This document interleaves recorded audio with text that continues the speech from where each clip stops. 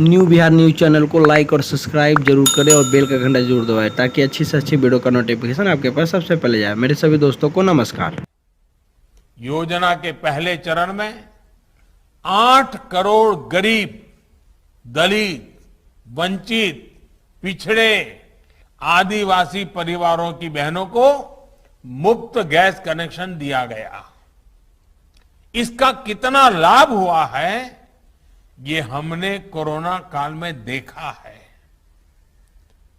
जब बाहर आना जाना बंद था, काम धंधे बंद थे, तब करोड़ गरीब परिवारों को कई महीनों तक मुफ्त गैस सिलेंडर दिए गए।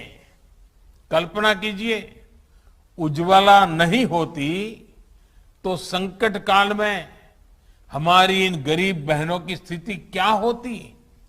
साथियों, उज्ज्वला योजना का एक और असर ये भी हुआ कि पूरे देश में एलपीजी गैस से जुड़े इंफ्रास्ट्रक्चर का कई गुना विस्तार हुआ है।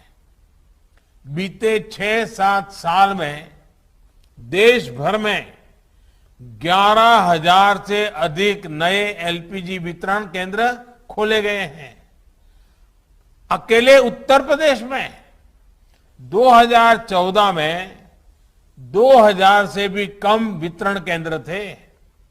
आज यूपी में इनकी संख्या 4,000 से ज्यादा हो चुकी है।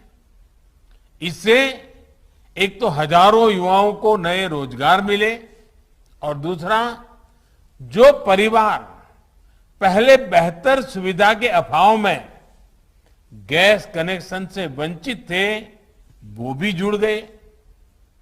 ऐसे ही प्रयासों से आज भारत में गैस कवरेज 100% होने के बहुत निकट है।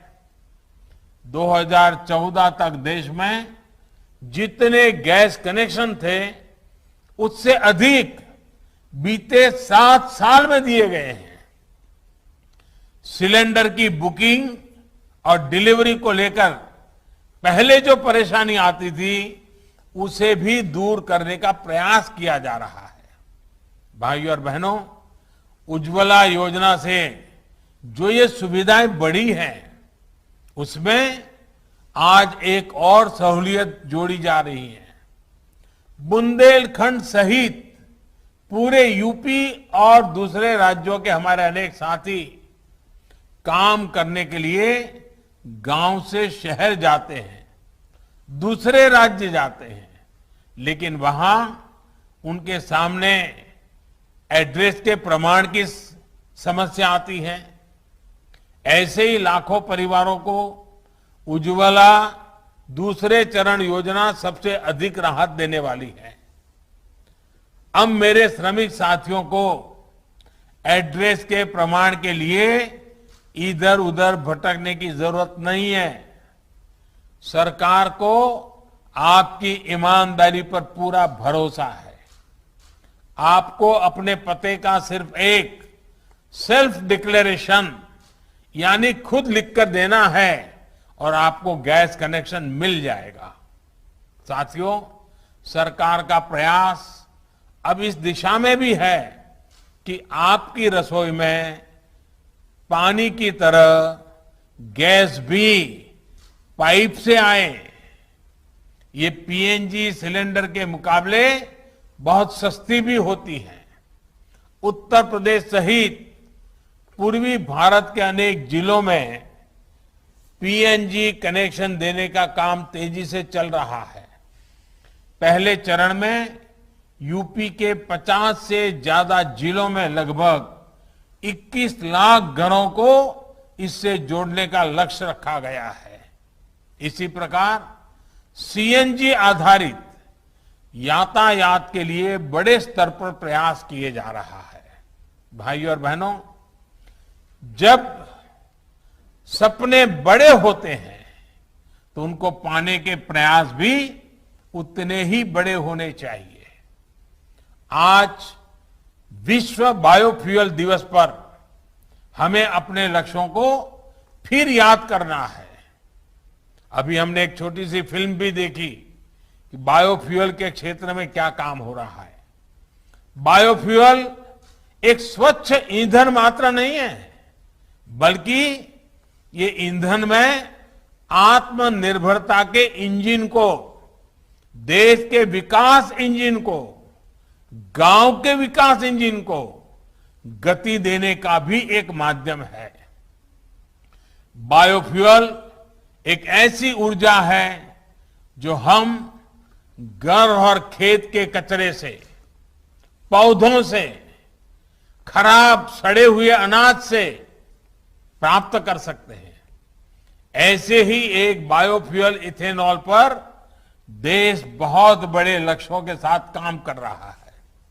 बीते 6-7 सालों में हम पेट्रोल में 10% ब्लेंडिंग के लक्ष्य के बहुत निकट पहुंच चुके हैं। आने वाले 4-5 साल में हम 20% ब्लेंडिंग के लक्ष्य को हासिल करने की तरफ बढ़ रहे हैं। लक्ष्य देश में ऐसी गाड़ियों के निर्माण का भी है जो 100% इथेनॉल से ही चलेगी। साथियों, इथेनॉल से आना जाना भी सस्ता होगा, पर्यावरण भी सुरक्षित रहेगा, लेकिन सबसे बड़ा लाभ हमारे किसानों को होगा, हमारे नौजवानों को होगा।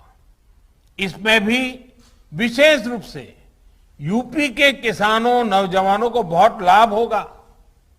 गन्ने से जब इथेनॉल बनाने का विकल्प मिलेगा तो गन्ना किसानों को पैसा भी ज्यादा मिलेगा और समय पर मिलेगा। पिछले साल ही यूपी में इथेनॉल उत्पादकों से 7,000 करोड़ रुपए का इथेनॉल खरीदा गया है।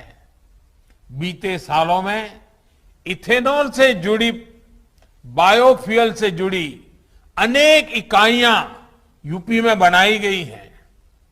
गन्ने के अवशेष से कंप्रेस्ड बायोगैस बनाने के लिए यूपी के 70 जिलों सीबीजी प्लांट बनाने की प्रक्रिया चल रही है। अब तो कृषि अवशेष से, पराली से बायोफ्यूल बनाने के लिए 3 बड़े कॉम्प्लेक्स बनाए जा रहे हैं।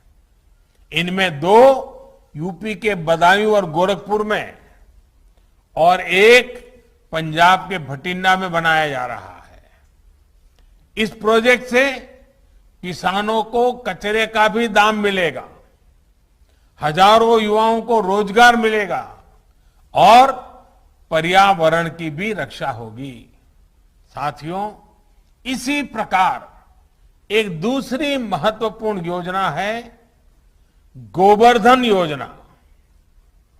ये योजना गोबर से बायोगैस बनाने को प्रोत्साहन देती है।